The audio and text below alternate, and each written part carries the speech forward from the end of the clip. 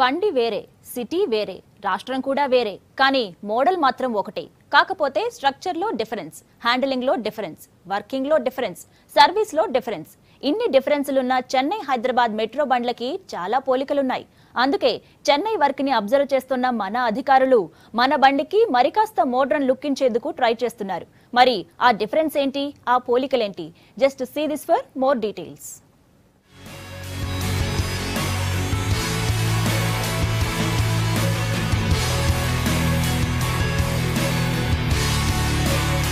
ఓ చోట హిట్ అయింది, మరో చోట ఫట్ అయింది.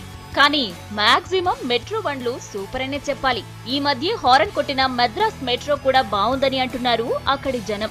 మన మెట్రో ప్రాజెక్ట్ ని ప్రిపేర్ చేస్తున్న అధికారులు కూడా అలా ఓ ట్రిప్ వేశారు. చెన్నై పట్నంలో చక్కర్లు కొడుతున్న బండిని చూసొచ్చారు. చెన్నైలో తిరుగుతోన్న బండికి, సిటీలో తిరగబోయే బండికి బోలెడు డిఫరెన్స్లు, బోలెడు పోలికలు ఉన్నాయి.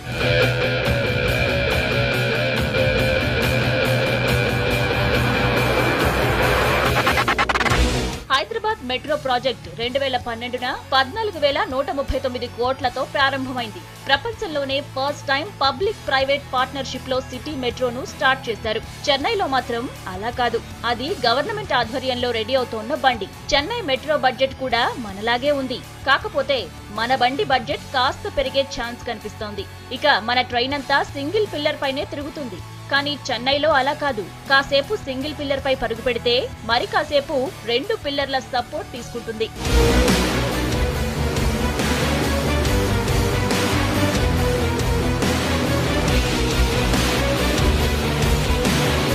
అంతేకాదు, మన బండి పూర్తిగా పైనే వెళ్తుంది, గాల్లోనే ఉంటుంది జర్నీ.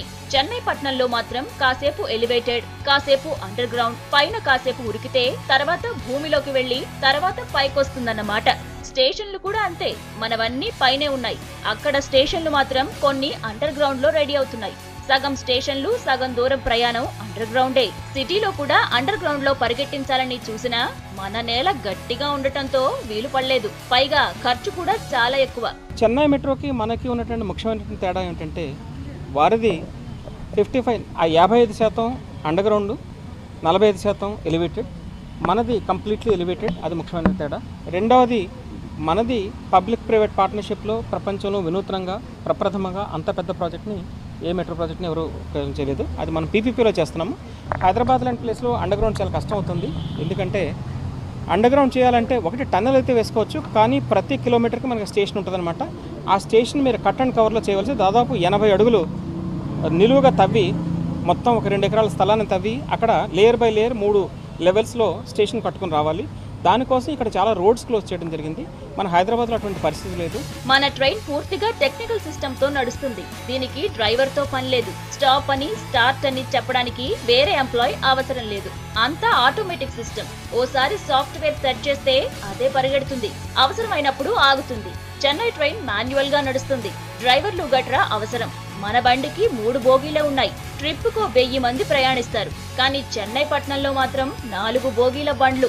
ట్రిప్ కి 1200 మంది పైనే ప్రయాణించొచ్చు. టికెటింగ్ మాత్రం 2 ఒకటే. Smart card token సిస్టమే.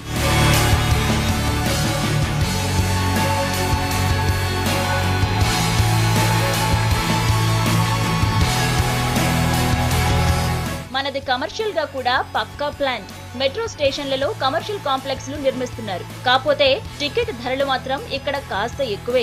అలాగే స్టేషన్ల నుంచి కాలనీలకి స్కైవేల వంటివి నిర్మించేందుకు ప్లాన్ చేస్తున్నారు. కానీ చెన్నైలో ఇలాంటి ఫెసిలిటీస్ లేవు. ఇకపోతే మన బండిని 2017లోగా పూర్తిగా పరుగులు పెట్టించాలి. అక్కడ 2016లోగా కంప్లీట్ చేయాలి. అయితే అక్కడ ఫస్ట్ ఫేజ్ ఆల్రెడీ అందుబాటులోకి వచ్చేసింది.